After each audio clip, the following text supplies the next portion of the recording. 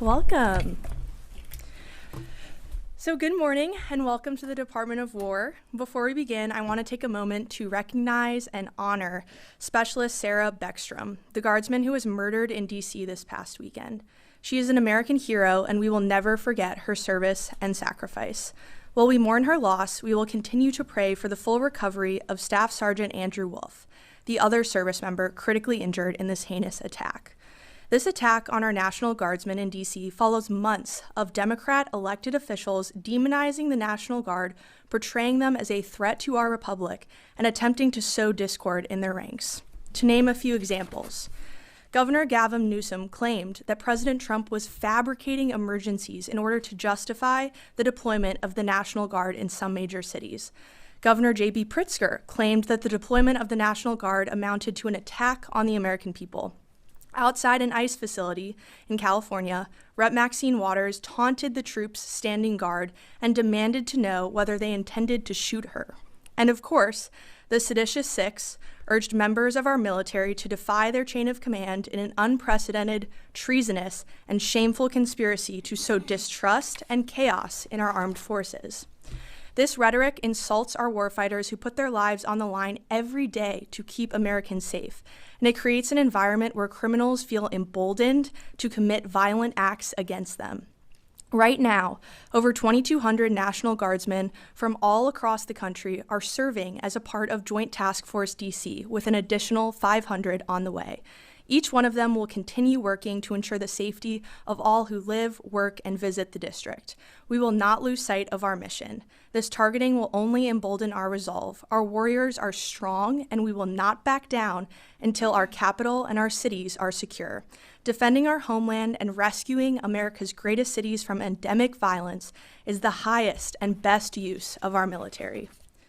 I would also like to take a moment today to welcome all of you here to the Pentagon briefing room as official new members of the Pentagon Press Corps. We're glad to have you. Legacy media chose to self-deport from this building, and if you look at the numbers, it's pretty clear why no one followed them. National trust in these mainstream media outlets has cratered to 28%, the lowest ever recorded. The American people don't trust these propagandists because they stopped telling the truth.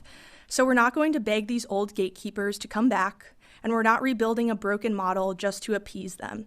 Instead, we're welcoming new media outlets that actually reach Americans, ask real questions, and don't pursue a biased agenda. The public has moved on from the old model, and so will the Pentagon. This is the beginning of a new era. We look forward to working with you to keep the American people informed and to ensure transparency. In the interest of transparency, I want to provide an update on the department's operations against narco-terrorists in the Western Hemisphere. To date, there have been a total of 21 kinetic strikes on drug boats in our hemisphere, with 82 narco-terrorists killed. Each strike conducted against these designated terrorist organizations is taken in defense of vital U.S. national interests and to protect the homeland. Our operations in the Southcom region are lawful under both U.S. and international law, with all actions in compliance with the law of armed conflict. These actions have also been approved by the best military and civilian lawyers up and down the chain of command. A completely fake story in the Washington Post, now discredited by the New York Times, tried to mischaracterize these successful strikes in bad faith. It was an attempt to damage the secretary and the president, and the people saw through it. The phony Washington Post story even attributed statements to the secretary that were totally fabricated. He never said them. That is the epitome of fake news. As the White House confirmed yesterday, the decision to restrike the narco-terrorist vessel was made by Admiral Bradley, operating under clear and long-standing authorities to ensure the boat was destroyed and the threat to the United States was eliminated. Secretary Hegseth stands behind Admiral Bradley 100%. Admiral Bradley made the right call, and unlike the previous administration, we have our warfighters back at this department. This department will defend our homeland. This is not a catchphrase, it is a commitment. And as the Secretary said, when it comes to killing narco-terrorists, we have only just begun. Lastly, I would like to announce that the War Department has created a new division for strategic marketing that will be led by Abby Lower. who will hold the title of Deputy Assistant to the Secretary of War for Strategic Marketing. The division will be a new core function within public affairs and will complement our media and strategic engagement teams. The purpose of this new division is to create marketing campaigns that support the War Department's military recruitment efforts, providing a halo effect to the great work the military services are already doing to recruit our nation's warfighters. And with that, I'd be happy to take your questions. Yes, Caitlin. Thanks, Kingsley.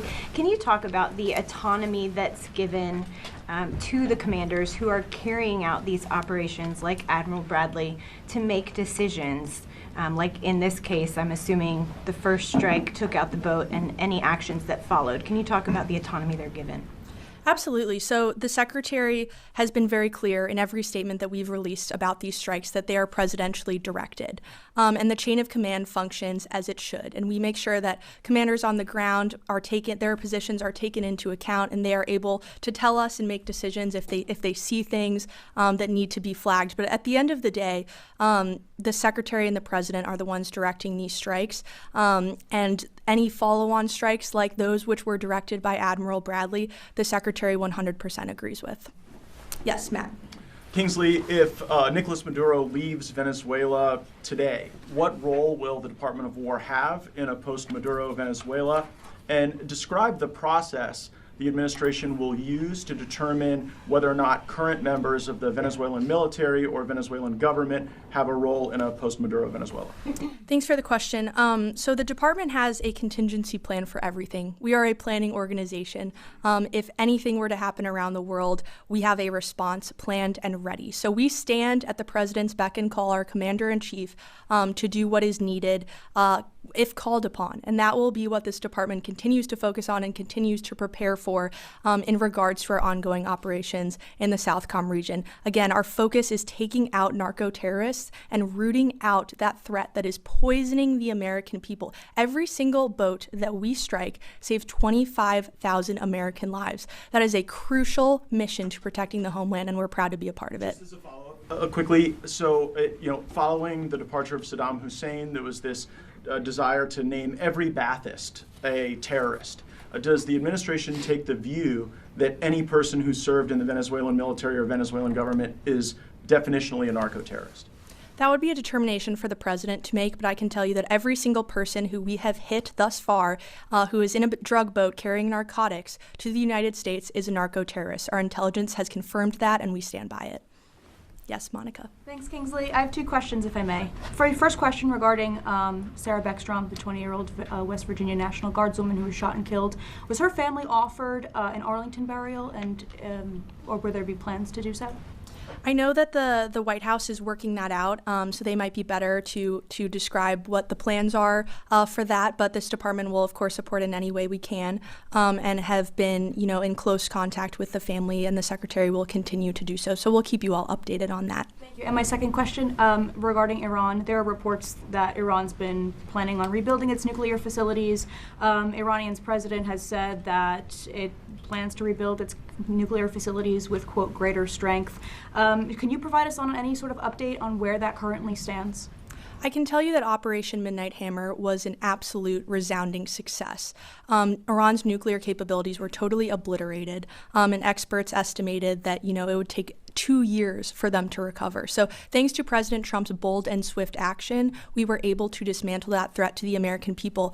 And I think it was also a historic operation by virtue of the fact that there was a clear end state. We have seen this department get marred down in the Middle East in endless wars, in nation building. That has stopped under this president and this secretary. We now have a clear end state, a clear mission set, and Operation Midnight Hammer was a success in dismantling that. Yes, Laura. Thanks so much for having me here today. Now that the president has started the process of designating the Muslim Brotherhood as a foreign Islamic terrorist organization, will the Department of War still proceed with selling F-15 fighter jets to Qatar? And how will they be able to train Qatari pilots at their air base in Idaho if Qatar is included in the designation? Thank you for the question. We take very seriously our partnerships, and we always do thorough evaluations to make sure that they protect our intelligence, our operational security, and that they serve the best interests of the American people. The U.S. military has a longstanding partnership with Qatar, and we look forward to continuing that partnership at our air base in Idaho. And I would just point out that for reference, the Mountain Home, Idaho Air Base is not just Qataris that train there. There are also Singapore military folks that are there as well. So it is a base that we do a lot of foreign military training, and we are thankful for those partnerships, and we'll continue to evaluate all of those to make sure, again, that national security is protected. That is the Secretary's utmost priority. But given the fact that the Qatari royal family and Qatar itself is the biggest financier, along with Turkey, of course, the financier of the Muslim Brotherhood, would that relationship and partnership be reevaluated since the designation could possibly include Qatar? I'm not tracking any reevaluation at this time, but again, the Secretary really keeps national security top of mind, and this administration does as well. So we will always make sure that American assets are protected. Yes. Hi, David Zier, Real America's Voice. It's great to be here. I want to know if you can confirm any additional National Guard deployments under Title 10 in additional cities, and have any governors reached out for help under Title 32 as well? And how do you determine how National Guard troops, how many are armed? Great question. So I don't have anything to announce at this time in terms of new deployments, but I can tell you that our mission set is critical. We are keeping American cities safe all across this country, and we are going to remain committed to that. These missions aren't going to stop in Chicago, in Los Angeles, in D.C. We understand the urgent threat that is facing many of these cities, and the National Guard is proud to step in alongside our law enforcement partners to help with that. And I can confirm that everybody in D.C. is now armed, and a lot of our DC National Guardsmen are now also doing joint patrols with members of the police department here in DC. So their safety is, of course, top of mind, and we will continue to make sure that they're able to do their jobs in keeping all of our great Americans safe across our cities. Yes, Bradley. We're now 90 days into these Venezuelan drug boat strikes. A growing number of members on Capitol Hill are getting their mettle up with regard to war powers. If they do move forward with some sort of war powers effort, will the administration seek to challenge the validity of the war powers resolution, or will it comply? I wouldn't want to get ahead of the president's decision-making process in regard to Venezuela, but I can tell you what I mentioned earlier is that the department is a planning organization. We are always ready. We have plans for every single contingency, and we are going to make sure that when it comes to narco-terrorism, we're dismantling that throughout the Western Hemisphere, and you've seen that in the success of our strikes. One follow-up, if I may. 53% in a recent CBS YouGov poll said they support the strikes on these drug boats, but 70% said no military operations within Venezuela. Nevertheless, members of Congress are increasingly calling for regime change there. What's the Department of War's message to those members of Congress? The Department of War stands behind the president 100%, and we will execute on the orders that our commander-in-chief gives us, and we're proud to do so. That will continue. And again, any decision that is going to be made about certain military actions in the Western Hemisphere region will be the president's alone. Yes. Todd Wood from CDM's Armed Forces Press. There's been a lot of reporting that, yes, it's about drugs in Venezuela, but also possibly about election fraud electronically. Do you have any comment on that? And also, are assets, we've heard that special operations aviation assets are exercising for direct action missions in that region. Can you confirm that at all? On your first question, I would refer you to the State Department. I think they would probably be able to give you a better answer on that.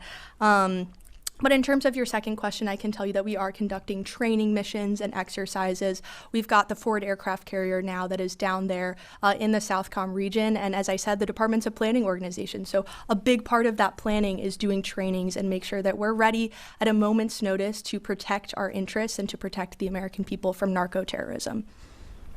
Yes, RC. Has there been a determination at this point from the Army Secretary on a Distinguished Service Medal for Specialist Sarah Beckstrom? I would refer you to the Army for that, and if I hear anything, I will keep you posted. That would be wonderful news. Yes, James. Hi, James O'Keefe. Nicholas Terza, branch chief here at the Pentagon, was caught on a video in the spring stating, quote, "Trump is illegitimate. We're going to resist him, quote, everything he does." We know there are other people like this that work here. My question is, what steps is the Department of War taking to identify and address personnel who are in the self-described resistance movement? Thank you for the question. That's why the work you all do is so important. This is a big building, and we want to make sure that we have the absolute best people working at it to protect Americans every single day. We don't take lightly what every single civilian and military person in this building do every single day. They do a lot of hard work, and we want to make sure that they're up to the task, and that they're on board and willing to serve our commander-in-chief, who was elected by the whole of the American people, to serve as our president. And we support him 100% here at the Department of War. That is our mission. That is our chain of command. So personnel is policy. The Secretary has said that many times, and I know you all in this room are aware of that as well. That was really the crux of his speech at Quantico not long ago to the generals. Our people are our most important asset. So we will continue to make sure that our people are consistently putting America first. That's something we care very much about. Yes, Alex. Thanks, Kingsley. Are there plans to host or hold more of these regular press briefings? And if so, how frequently? Absolutely, we'd love to. It'd be great to get everybody in here. I know we have the Christmas holiday coming up, but we'd love to make it a weekly or bi-weekly tradition. So we're excited to have you all in the Pentagon for those. And we was receiving more readouts of the Secretary of War's meetings, with the President yesterday, much like the State Department and the White House, that provide readouts and scheduling and things like that. Will we be receiving more of those? Absolutely. In the interest, as I said in my opening, in the interest of transparency, we want to make sure that you all are informed. That's a commitment we take seriously. Obviously, we're slightly different than other agencies in that we have national security and operational concerns, but we will tell you as much as we can because we want the American public to know all the incredible things that our warfighters are doing every single day and all the amazing initiatives the Secretary is pursuing here at the Department of War. Yes. Thanks, Kingsley. Jordan Conrads from Gateway Pundit. I wanted to ask you, in May, the Secretary announced a new investigation into the Afghanistan withdrawal under Biden. In light of the recent events with one of these refugees killing a service member, is there any updates on that investigation? I don't have any updates for you at this time, but I can tell you that the review that we're doing into the horrendous Afghanistan withdrawal under the previous administration, the Biden administration, is expected to be complete by summer of 2026. And we are committed to ensuring that this review, unlike others, is much more unredacted, that the American people are able to consume the report for themselves and see what truly happened on that fateful day and that fateful withdrawal. And we owe it to our service members to accomplish that. The review is being led by our chief Pentagon spokesman and senior advisor to the Secretary, Sean Parnell, an Afghan veteran himself. And he takes very seriously the responsibility to getting answers to the American people. So we are committed to that 100%. And in summer 2026, the public will be able to have that report. Yes. Thank you, Kingsley. Question for you in regard to the Afghan withdrawal. When we brought all these migrants onto military bases, or these refugees onto military bases, we saw a surge in assaults immediately after, sexual assault and physical assaults. And then all of a sudden, under the previous administration, we no longer learned of anything that was happening anymore on these military bases. Does this Pentagon plan on giving us some type of criminal data on that to see what actually happened when they were brought onto these military bases? And do we have any status updates on FBI investigations and such? So for FBI investigations, anything that would be a criminal law enforcement matter would obviously be something to direct to the Department of Justice, as we cannot speak to that from our perch here at the Department of War. But what I can tell you is that we are aware of a lot of that activity that went on. It's despicable. One is too many, right? And we understand that the Biden administration unfortunately put our troops in our country last in many cases. The Secretary is committed to correcting that, and I think that's what you're going to see going forward. Yes. Yes. Thank you. I wanted to ask about Somalia, which isn't talked about very much, but we have done 101 strikes in Somalia in 2025. And there was a raid carried out in some caves, and I'm quoting former Congressman Matt Gaetz, who I didn't realize would be here today, but he asked why we're sending, quote, hundreds of U.S. troops into fortified caves in Somalia to kill like 5 guys. And I think it's a good question as to why the U.S. military is still in Somalia. Thank you for the question. So I can assure you, right, this is an America First Department of War and president. So we aren't conducting forever wars in Somalia. We're not seeking regime change.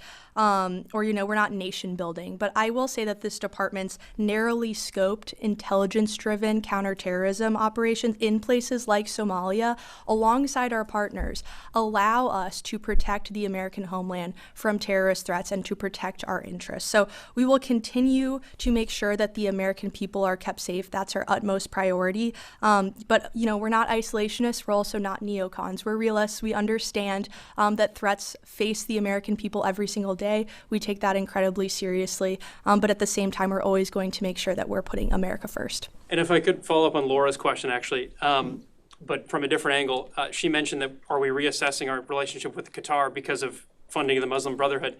It's been widely documented in mainstream Israeli papers that the Israeli government funded Hamas, which we also designate as a terrorist organization.